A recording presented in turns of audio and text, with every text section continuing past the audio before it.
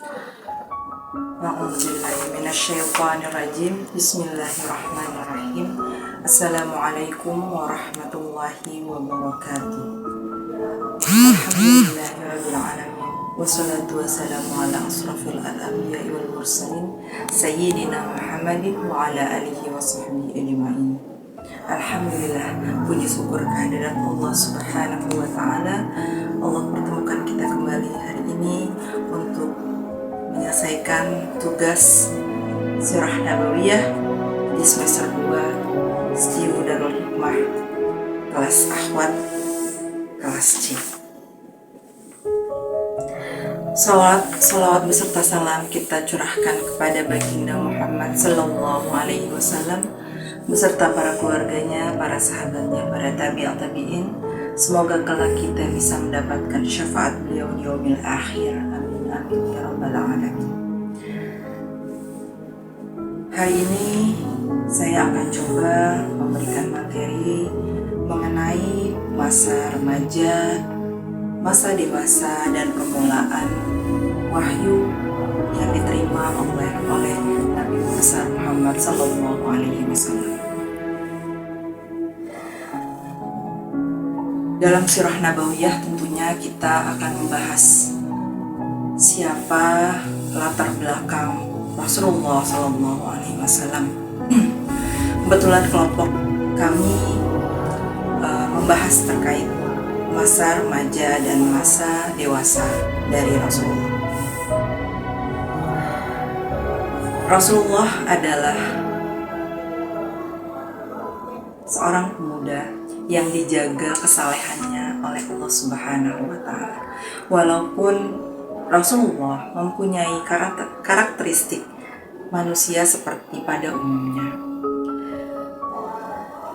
Kita mulai dari usia 8 tahun.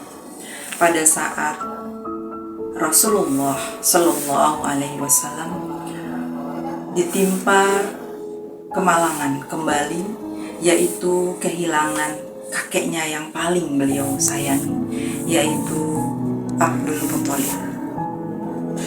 Beliau kehilangan kakek di usia yang masih sangat muda, yaitu 8 tahun.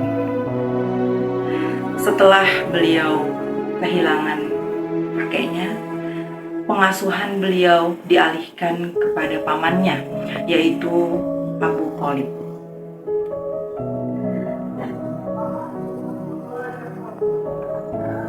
Diceritakan dalam kisah Sirah Nabawiyah yang kami baca bahwa di usia 10 tahun, pada saat Rasulullah bermain dengan sesama teman-temannya, datang malaikat Jibril untuk membelah dada Rasulullah dan membersihkan jiwa Rasulullah dari sifat-sifat yang tercela.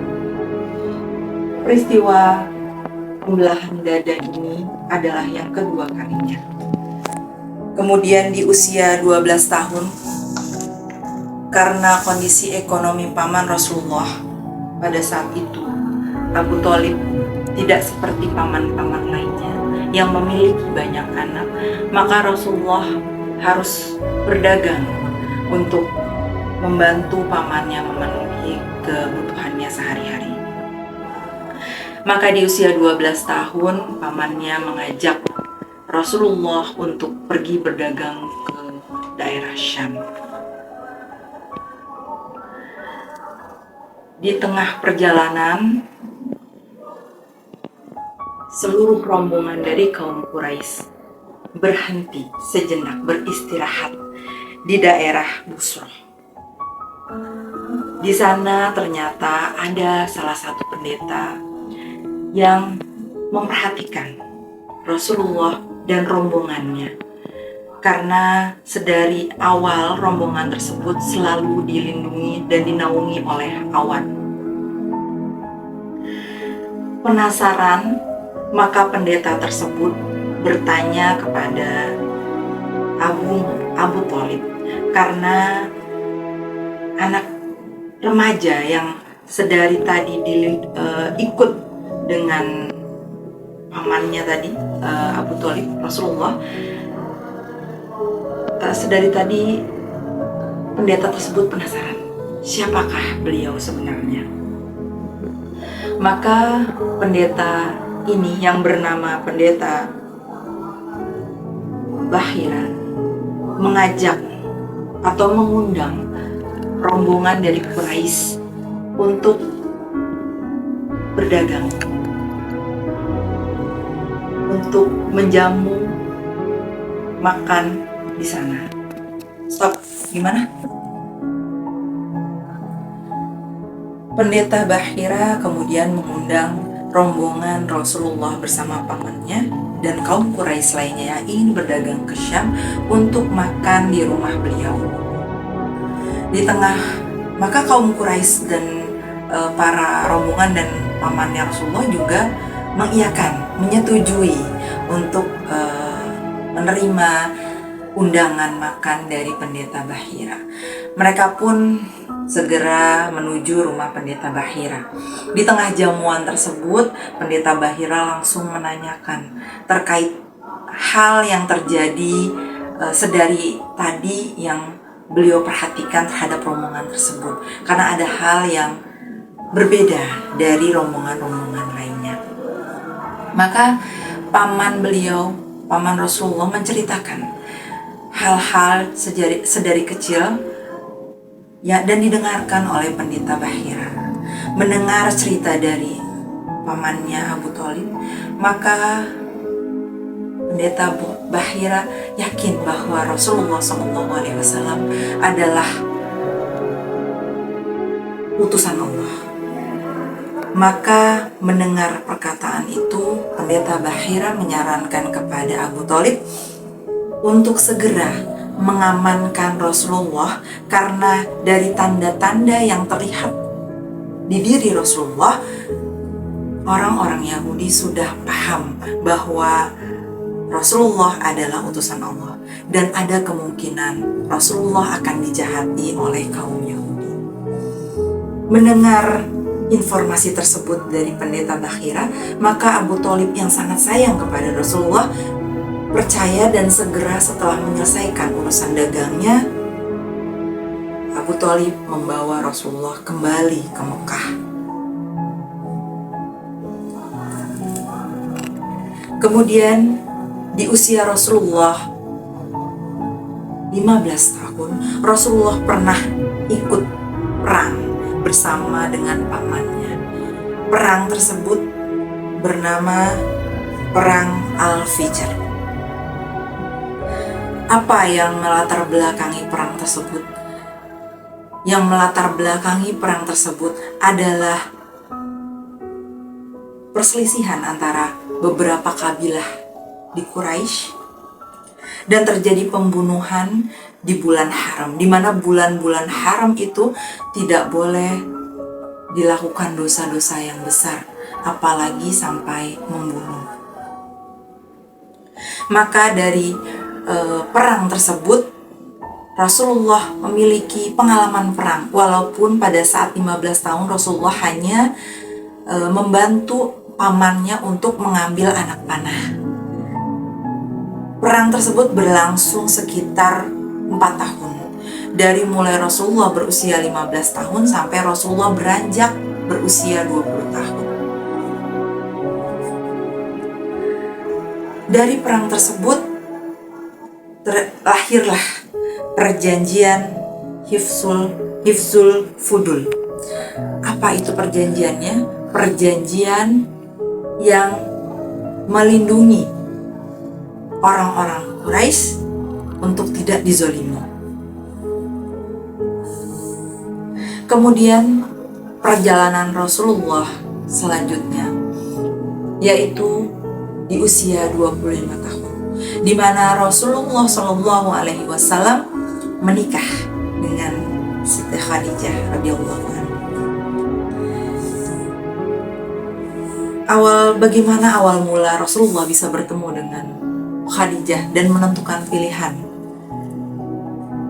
Pertama, Rasulullah memang sudah terkenal akan akhlaknya yang mulia. Kemudian dari usia 12 tahun hingga 25 tahun, Rasulullah memiliki pengalaman berdagang yang luar biasa. Karena kecakapannya tersebut, Khadijah ingin dan tertarik. Maka Khadijah menawarkan kepada Rasulullah untuk menjual bahan-bahan dagangan atau barang-barang dagangan Khadijah radhiyallahu an untuk didagangkan oleh Rasulullah. Maka pergilah Rasulullah SAW bersama dengan pembantu dari Siti Khadijah radhiyallahu anha, yaitu yang bernama Maisarah. Sepanjang perjalanan, Maisarah memperhatikan gerak-gerik dari Rasulullah SAW dan beliau kagum dengan Rasulullah, dari cara Rasulullah berdagang, tutur katanya, akhlak bahasanya, dan lain sebagainya. Kemudian singkat cerita, Rasulullah berhasil kembali dengan meraup keuntungan yang luar biasa banyak. Maka karena memang sudah kecakapannya, sudah awal Siti Khadijah sudah tertarik dengan Rasulullah, maka pada saat itu Khadijah menawarkan diri kepada Rasulullah untuk dinikahi. Maka setelah Rasulullah berbicara dengan pamannya, melihat nasab dari Siti Khadijah radhiyallahu anha juga yang memang baik, maka bersama dengan pamannya Hamzah bin Abdul Muthalib, Rasulullah melamar Siti Khadijah, kemudian menikah dengan mas kawin 20 unta betina. Beliau menikah dengan Siti Khadijah radhiyallahu anha tidak dipoligami. Jadi beliau memiliki anak dari Siti Khadijah, diantaranya adalah Thayyib, At-Tahir, Ruqayyah, Zainab, Ummu Kalsum, dan Fatimah. Sedangkan Abdullah itu anak dari istri beliau setelah wafatnya Siti Khadijah. Jadi Siti Khadijah tidak pernah dimadu. Singkat cerita, Rasulullah SAW berdiskusi dengan pamannya, dan karena Siti Khadijah adalah keturunan yang baik, maka pamannya pun sepakat Rasulullah diizinkan, dan mereka sepakat untuk melamar Siti Khadijah, dan pernikahan itu pun berlangsung dengan Rasulullah memberikan mahar kepada Siti Khadijah. Dari pernikahan tersebut Rasulullah mendapatkan putra-putri, diantaranya Al-Qasim, kemudian Al-Thayyib, kemudian Al-Tahir, Ruqayyah, Zainab, Ummu Kalsum, dan Fatimah. Siti Khadijah radhiyallahu anha adalah istri yang sangat mendukung perjuangan Rasulullah. Kemudian Rasulullah tidak pernah mempoligami Siti Khadijah. Jadi Rasulullah menikahi istri-istri yang lainnya sepeninggal dari Siti Khadijah. Kemudian istri-istri beliau ketika Siti Khadijah telah wafat, diantaranya adalah Saudah binti Zam'ah, kemudian Aisyah binti Abu Bakar, kemudian Hafsah binti Umar bin Khattab, Zainab bin Khuzaimah, kemudian Ummu Salamah Hindun binti Abu Umayyah, Zainab binti Jahsi, kemudian Juwairiyah binti Al-Harits, Ummu Habibah binti Abu Sufyan, Safiyah binti Huyai, kemudian Maimunah binti Al-Harits, Jamilah, dan Jariyah. Kemudian di usia 35 tahun Rasulullah Shallallahu Alaihi Wasallam ada peristiwa yang tak kalah penting, diantaranya adalah pemugaran Ka'bah, di mana pada saat itu pemuka-pemuka Quraisy memperdebatkan siapa yang pantas untuk memindahkan Hajar Aswad pada saat itu. Masing-masing pemimpin suku saling berseteru, merasa bahwa mereka memiliki hak untuk memindahkan Hajar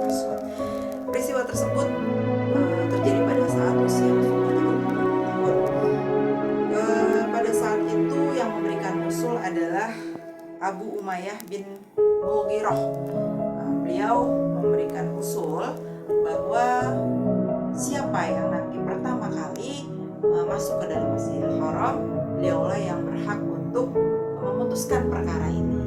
Kemudian Allah mentakdirkan Rasulullah SAW yang datang pertama kali pada saat hari berikutnya, gitu ya. Sehingga Rasulullah pada saat itu sudah mendapatkan gelar Al-Amin dari suku Quraisy. Sehingga pada saat itu Rasulullah membacakan masalah tersebut, Rasulullah membuka sorbannya, kemudian mempersilahkan kepala suku tersebut untuk memegang sorbannya tersebut untuk memindahkan secara bersama-sama hajar aswad tersebut. Kemudian Rasulullah sendirilah yang memindahkan hajar aswad tersebut. Sehingga pada usia 35 tahun Rasulullah telah mendamaikan suku-suku Quraisy pada saat itu. Kemudian di usia 40 tahun Rasulullah SAW mendapatkan wahyu untuk yang pertama kalinya. Sebelum peristiwa penerimaan wahyu yang pertama, Rasulullah sudah bermimpi. Beberapa bulan sebelumnya Rasulullah sering bermimpi, bermimpi bertemu dengan cahaya dan lain sebagainya. Maka Rasulullah di saat detik-detik ingin mendapatkan wahyu, Rasulullah sering berdiam diri di Gua Hiro. Kemudian nanti kembali lagi ke rumahnya, kemudian kembali lagi ke Gua Hiro, seperti itu seterusnya sampai pada tanggal 17 Ramadan surat Al-Alaq diturunkan melalui perantara malaikat Jibril. Pada saat itu Rasulullah diminta untuk Rasulullah pada saat usia 40 tahun mendapatkan wahyu yang pertama kali. Rasulullah pada saat Jibril datang menolak 3 kali karena memang latar belakang Rasulullah SAW adalah umi, tidak bisa membaca. Maka pada saat datang Jibril, Rasulullah menolak. Namun setelah 3 kali beliau mengikuti apa yang malaikat Jibril katakan. Beliau pulang dalam keadaan gemetar. Maka disitulah Khadijah radhiyallahu anha mendukung apa yang dilakukan oleh suaminya, apa yang diterima oleh suaminya. Beliau selalu mensupport apa yang beliau menselimutinya. Kemudian ketika Rasulullah sudah tenang, beliau membawa kepada Rasulullah kepada Naufal bin Warokah. Maka Warokah bin Naufal ini adalah orang yang mengerti tentang Injil. Maka Warokah sangat mengetahui ciri-ciri dari